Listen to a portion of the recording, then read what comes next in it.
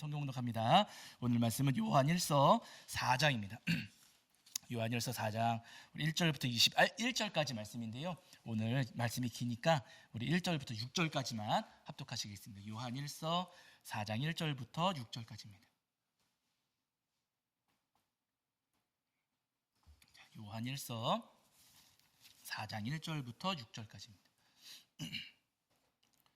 요한일서 4장 1절부터 6절까지 말씀. 자, 우리 찾으신 줄 알고 한 목소리로 합독하겠습니다. 함께합니다.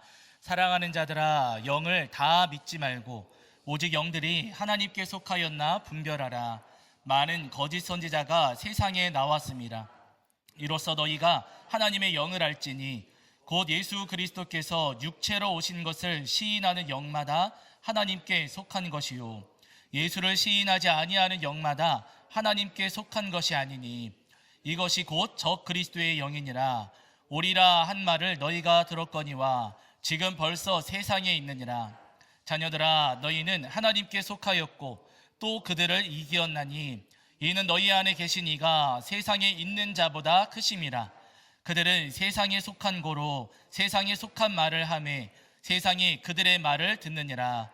우리는 하나님께 속하였으니 하나님을 아는 자는 우리의 말을 듣고 하나님께 속하지 아니한 자는 우리의 말을 듣지 아니하나니 진리의 영과 미혹의 영을 이로써 아느니라. 아멘. 우리 자리에 앉으시겠습니다. 여러분 한 주간 평안하셨지요? 네, 오늘도 우리 하나님 앞에 나와 예배하는 저와 여러분이 우리 주님께서 주시는 은혜와 사랑이 가득하기를 간절히 소원합니다. 자, 지난주에 저희가 요한일서 3장 11절부터 24절까지 말씀을 통해서 우리에게 주신 은혜를 함께 나눴는데요. 지난주 말씀을 통해서 우리에게 들려주시기를 우리는 서로 사랑해야 된다. 가인과 같은 사람이 되지 말고 서로 사랑해야 된다. 우리에게 분명히 말씀하셨습니다. 서로 사랑하라는 말씀을 우리가 귀로 많이 듣기도 했고 우리 마음으로 충분히 이해할 수 있는 말씀이기는 하지만은 서로 사랑하는 것이 쉬워요, 어려워요?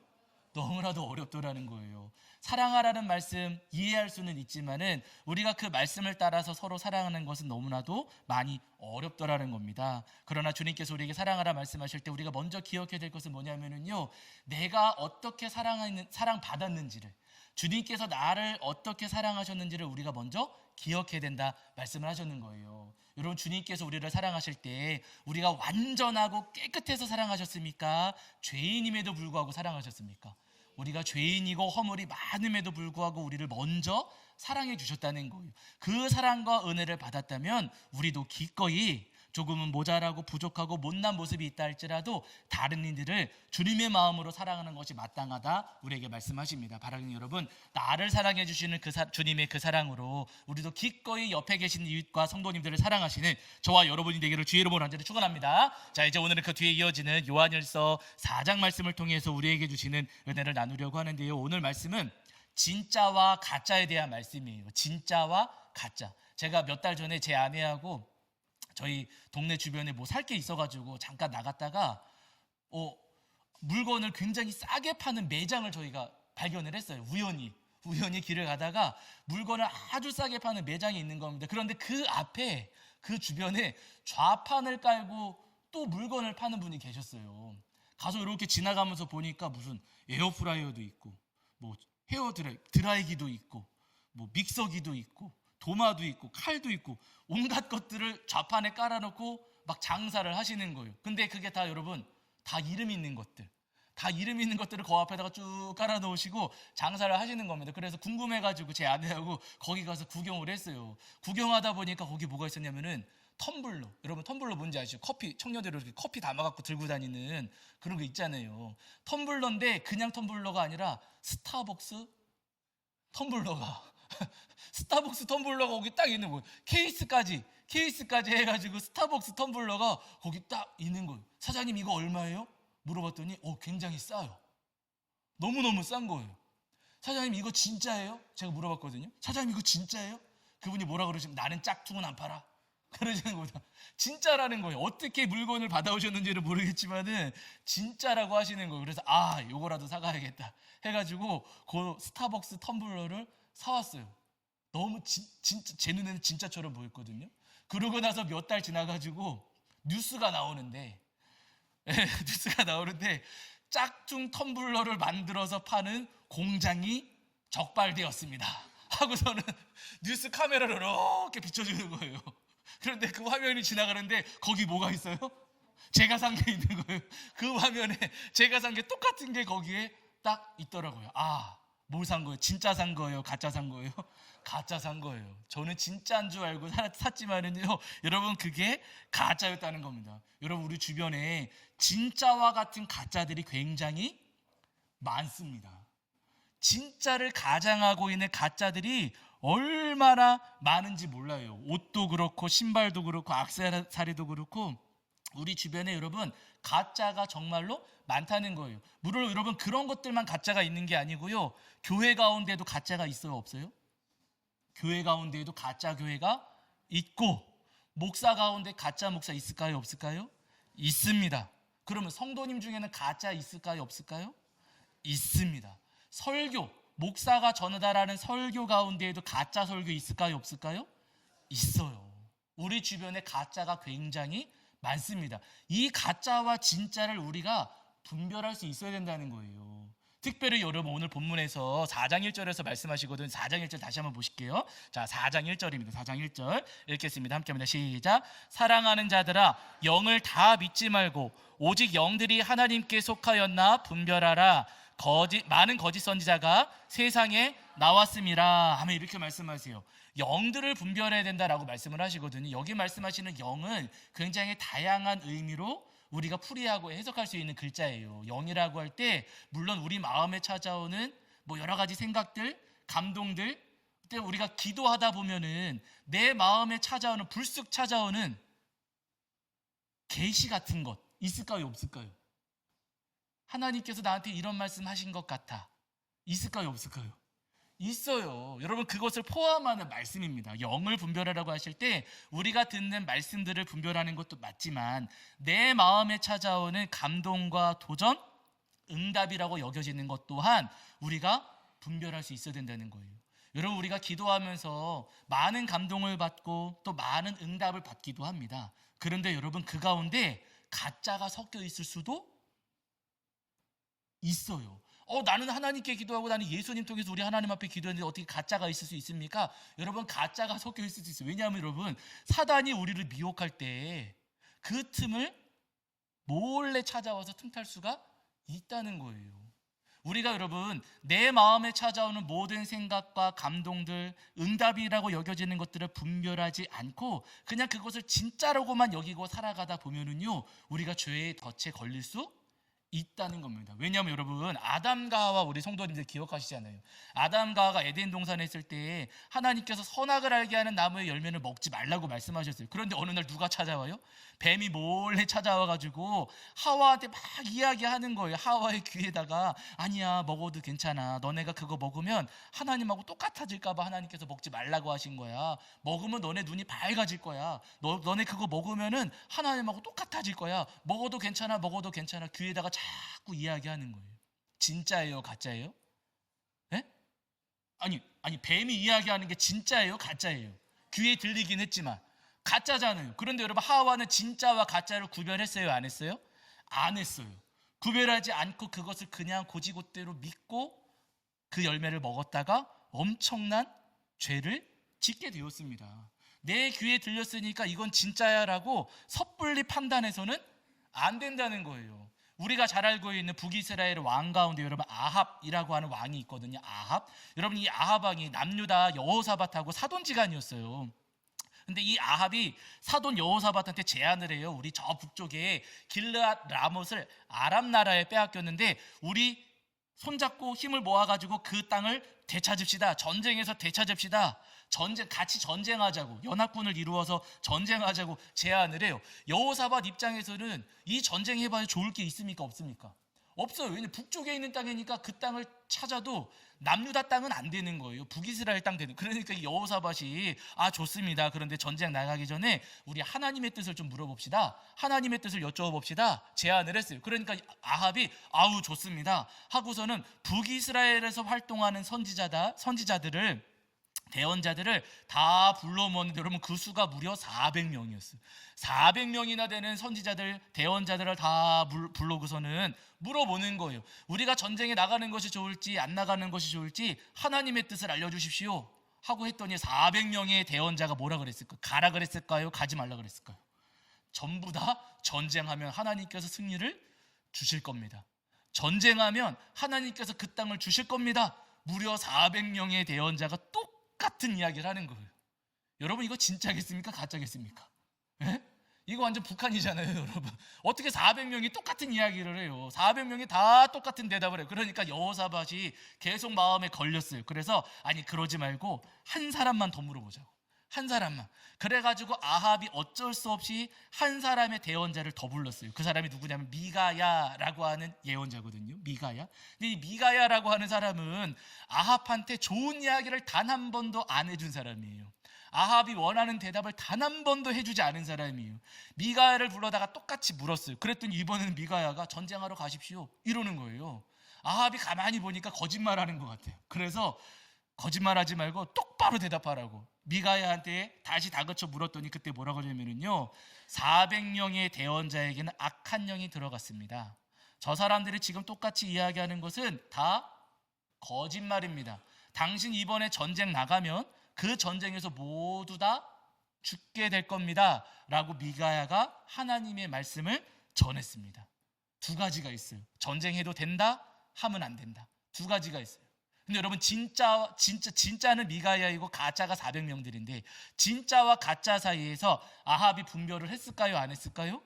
안 했습니다. 분별하지 않고 이 아합은요, 미가야가 전하는 말씀을 무시한 채 전쟁터에 나갔어요. 살았을까요? 죽었을까요?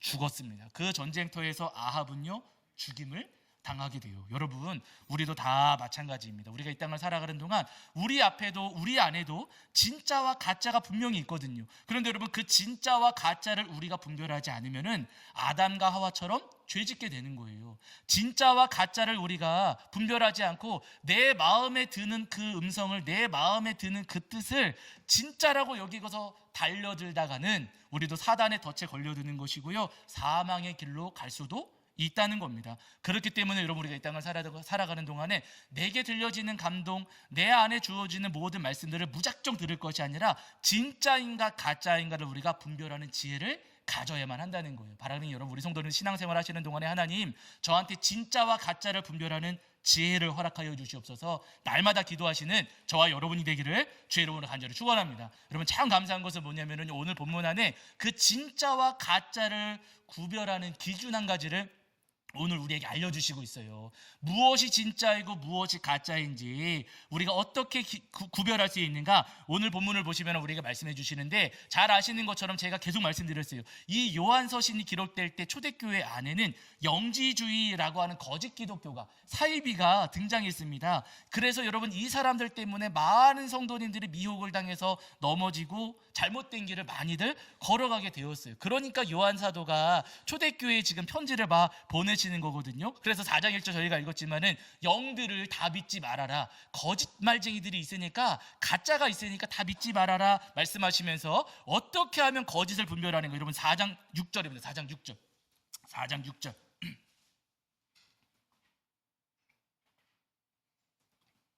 자, 4장 6절입니다. 4장 6절. 자, 읽겠습니다. 요한 1서 4장 6절. 요한 1서 4장 6절. 자, 우리 읽겠습니다. 함께합니다. 시작. 우리는 하나님께 속하였으니 하나님을 아는 자는 우리의 말을 듣고 하나님께 속하지 아니한 자는 우리의 말을 듣지 아니하나니 진리의 영과 미호의 영을 이로써 아느니라. 아멘. 이렇게 말씀하셨어요. 여기 보시면은 여러분, 진리의 영과 미혹의 영을 이로써 아느니라. 진짜와 가짜를 이렇게 알 수 있다 말씀하셨어요. 그런데 어떻게 알 수 있는가? 4장 6절 전반절에 말씀하시기를, 하나님께 속한 자는 누구의 말을 들어요? 우리의 말을 듣고 요한 사도를 통해서 지금 전달해 주시는 말씀을 새겨 듣는다는 거예요. 그러면 요한 사도를 통해서 어떤 말씀을 해주셨는가? 여러분, 4장 7절 8절입니다. 그 아래, 바로 아래.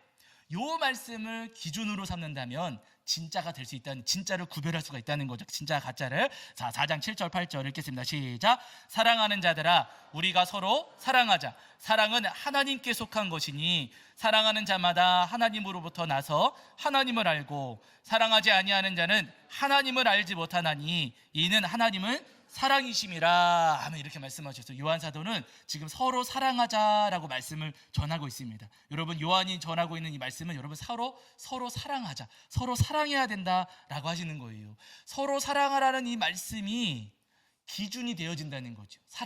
사랑이 진짜와 가짜를 구별하는 기준이 된다 하시는 말씀이에요. 여러분, 예를 들면 여러분 이런 거거든요. 어느 날 기도하는데 내 마음에 어떤 감동이 찾아왔어요. 하나님께서 나한테 어떤 말씀을 막 주시는 것 같아요. 어떤 말씀을 주셨는데 이게 진짜인지 가짜인지, 하나님께서 주시는 마음인지 아니면 사단이 나를 미혹하는 것인지 분별하기 어려울 수가 있잖아요. 그때 여러분, 사랑을 기준으로 분별하시는 겁니다. 그 응답이 정말로 나를 사랑하고 내 가족을 사랑하고 이웃을 사랑하고 교회를 사랑하고 이 나라 이민족을 사랑하는 것인지, 아니면 그렇게 했을 때 내 삶이 무너지고 가정이 위태로워지고 교회가 힘들어지고 세상이 어지러워지는 것인지 우리가 사랑을 기준으로 분별해 보시면 된다는 거예요. 제가 예전에 여기 다락방 기도원 가서 금요일날 이제 예배 드리는데, 그때 그 목사님께서 들려주셨던 말씀 가운데 제가 인상 깊게 들었던 말씀이 한 가지가 있어요. 그때 뭐라고 말씀하시냐면은, 어느 권사님께서 며느리 때문에 그렇게 속을 썩으셨다는 거예요. 며느리 때문에.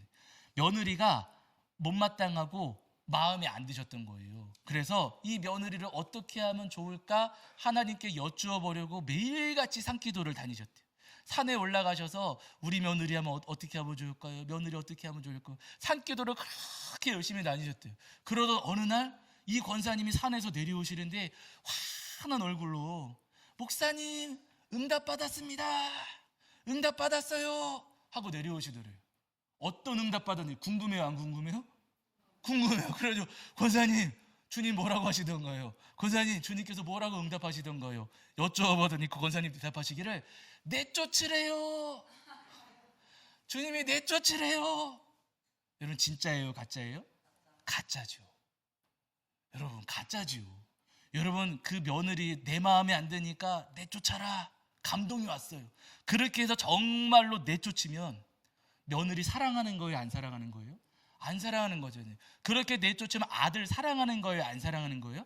사랑이 아니잖아요. 그렇게 내쫓으면 가정은 사랑하는 겁니까, 안 사랑하는 겁니까? 안 사랑하는 거잖아요. 여러분, 사랑을 기준으로 분별해 보면은 진짜와 가짜를 알 수가 있습니다. 우리 모두가 마찬가지. 우리도 기도하다 보면은 우리 마음속에 이런저런 생각이 찾아오고 이런저런 마음이 찾아옵니다. 이게 정말로 하나님께서 주시는 마음일까? 이게 정말로 주님께서 나한테 주시는 감동일까? 잘 구별이 안 될 수가 있어요. 그때마다 여러분, 사랑을 기준으로 놓고 생각해 보시는 거예요. 정말로 그 마음을 따랐을 때 정말로 내 삶이 살아나고 우리 가정이 살아나고 교회가 회복되고 우리 성도님들이 고쳐지고 이 나라 이민족이 다시 일어서는 그런 길인 것인지, 아니면 그대로 했을 때 내 삶이 무너지고 가정과 교회가 또 이 나라 이민족이 어려워지는 것인지, 여러분, 그 사랑을 기준으로 우리가 분별해 보면 된다는 겁니다. 여러분, 우린 너무나도 연약한 존재여서요, 기도하다 보면 어떤 응답을 받냐면요, 내가 원하는 응답을 받아요. 하나님, 이거 할까요, 저거 할까요? 기도할 때 이거 해라 하시는 것은 사실은 내가 바라는 쪽으로 감동이 오기 마련입니다. 많은 경우 그래요. 여러분, 그것을 우리는 하나님의 음성이다라고 우리가 섣불리 단정해서는 안 돼요. 왜냐하면 내가 원하는 게 있으니까 자꾸만 그런 쪽으로 생각이 드는 거거든요. 내 마음에 어떤 마음이 찾아왔을 때, 주님께서 어떤 마음을 주셨다라고 여겨질 때 여러분, 반드시 사랑을 기준으로 비추어 보셔야 됩니다. 그래야지만 여러분, 우리가 진짜와 가짜를 구별해 볼 수가 있다는 거예요. 제가 설교를 준비하면서 감동 있게 읽은 글이 한 가지가 있어요. 그 한국 컴패션 여러분 아시죠? 우리나라가 예전에는 그 도움을 받던 나라였지만은 이제는 우리나라 경제가 많이 성장을 해가지고 외국에 정말로 어려운 환경에 놓여져 있는 어린 아이들하고 이렇게 1:1 결연을 맺어서 그 아이들을 마치 내 자녀처럼 도와주고 후원하는 그런 단체입니다. 그 한국 컴패션의 대표를 맡으신 분이 서정인 목사님이신데, 이분의 수기를 제가 잠깐 읽었어요. 이분이 책에서 뭐라고 말씀을 하시냐면은, 이분이 오래전에 골수기증 서약을 하셨다 그러세요. 골수기증. 근데 까맣게 잊고 있었는데 어느 날 병원에서 연락이 왔대요. 백혈병을 앓고 있는 여자아이가 있는데, 그 여자아이와 이 목사님의 골수가 정확하게 일치한다는 거죠. 그래서 혹시 기증해 주실 수 있겠습니까? 라고 전화가 왔대요. 오래전에 서약을 했으니까 해야 돼요, 안 해야 돼요? 물론 거절할 수 있지만은 거절할 수가 없고 기증하겠습니다 해가지고 병원에 입원하셔서 골수 기증을 하셨다 그러세요. 저는 해본 적이 없어서 모르겠지만 그때 당시의 의술로는 골수 기증을 한 며칠 동안 입원을 해서 골수를 잘 모은 다음에 골반에다가 구멍을 뚫어서 채취를 했대요. 많게는 구멍을 3개까지 뚫어서 채취를 한다는 거예요. 이분도 병원에 입원하셔서 구멍을 뭐 2-3개 정도 뚫고서 채취를 하셨대요. 그러고 나서는 마취가 풀릴 때까지 기다렸다가 마취가 풀린 다음 일어났는데 갑자기 어지러워지면서 픽 쓰러지셨대요. 나중에 알고 보니까 뚫었던 구멍을 안 막아준 거예요. 아이고. 그래가지고 피가 계속 흘러나와가지고 과다출혈로 이분이 쓰러지신 일이, 물론 이제 다행히 회복되긴 하셨지만은요, 그렇게 해서 골수 기증을 하는 과정 가운데 의료사고가 있긴 했다는 겁니다. 다행스러운 것은 기증받은 아이가 기증을 받고서 회복이 됐다 그래요. 그러고 나서는 몇 달이 지났는데 다시 전화가 왔대요. 아이의 병이 재발됐습니다. 목사님, 한 번 더 기증해 주실 수 있겠습니까? 저는 몰랐는데 기증받은 이제 이 목사님의 그 골수를 기증받아서 그 골수로 이제 피가 이렇게 형성이 되나 봐요. 그런데 그 다음에 재발이 되면은 이분밖에 안 된다는 거예요. 다른 사람의 골수는 기증받을 수 없고 그 전에 기증해 주신 분의 골수로만 다시 기증을 받을 수 있다는 거예요. 그래서 이 목사님한테 다시 전화가 왔대요. 목사님밖에 해주실 분이 없는데 목사님만 가능하신 건데 괜찮겠습니까? 해주실 수 있겠습니까? 전화가 왔대요. 여러분, 고민이 될까요? 안 될까요? 예? 이미 한번 나는 했고 기증하면서 사고도 한번 있었고 거기다가 골수 기증을 하면은 이 아이가 살아날 확률이 1%밖에 안 된대요. 살아날 확률도 적고 하겠습니까? 안 하겠습니까? 네. 물어봤대요. 아내한테도 물어보고 본인 이제 뭐 이렇게 물어봤는데 아니 가능성도 적은데 이번에는 하지 마시지요. 그랬대요. 이분도 가만히 생각해 보니까 이번에는 안 되겠더래요. 그래서 못 하겠습니다. 연락을 드렸다는 거예요.